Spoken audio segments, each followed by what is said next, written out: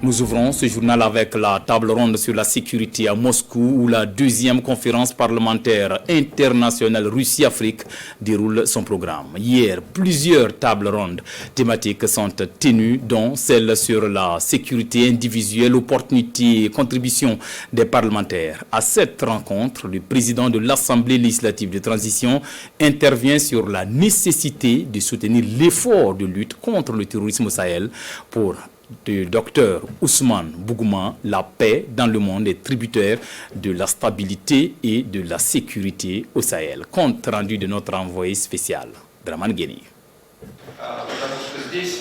À la tribune de la table ronde sur la sécurité à Moscou, le docteur Ousmane Bougouma.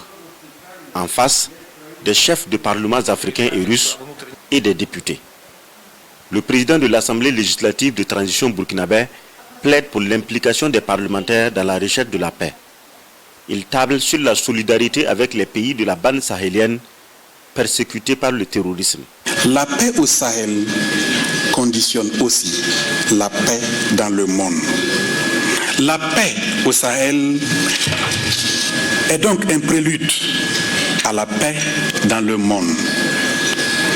Et comme je l'ai souligné plus haut, nous comptons sur les parlements, nous comptons sur la Douma de la Russie pour jouer un rôle de premier plan dans une action collective et une coopération internationale efficace pour la sécurité, pour une sécurité indivisible.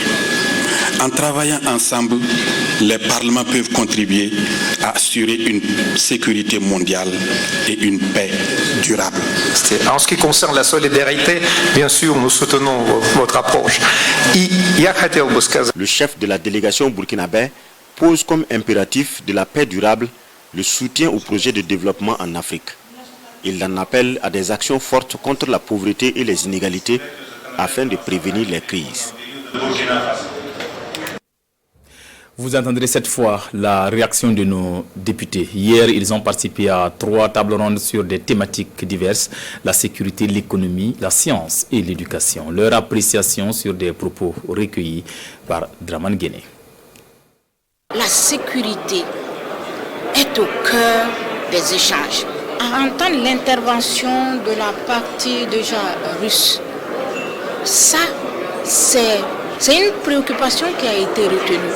Et d'ailleurs qui ont présenté leur intérêt depuis nos coopérations anciennes jusqu'à ce jour, où ils ont manifesté que rien n'a encore changé par rapport à cette coopération. Donc moi je me réjouis de cela.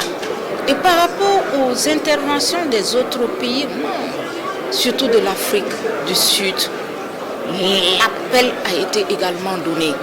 C'est-à-dire pour moi, cette unité, il nous faut pour aller. Et tous, ils ont manifesté cet intérêt-là.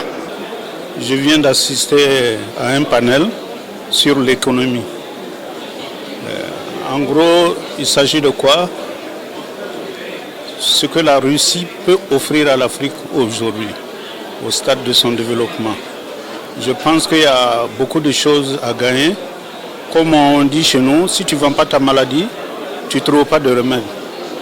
Il y a beaucoup de domaines dans lesquels on peut approcher la Fédération de Russie, tels que la fabrication des médicaments, par exemple, de base.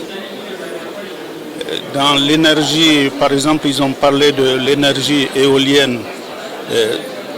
À côté, il y a l'énergie aussi solaire.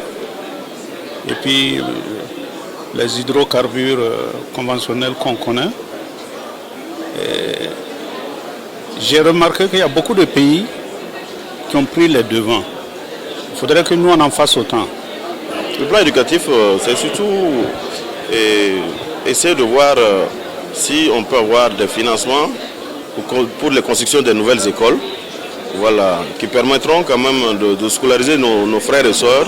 Vous savez, actuellement avec la crise, on a beaucoup d'écoles fermées, tout est à reprendre d'une manière. Donc dans ce cadre, nous on tenait vraiment un partenariat avec le Parlement russe pour qu'ensemble nous puissions quand même signer des accords gagnant-gagnant quoi.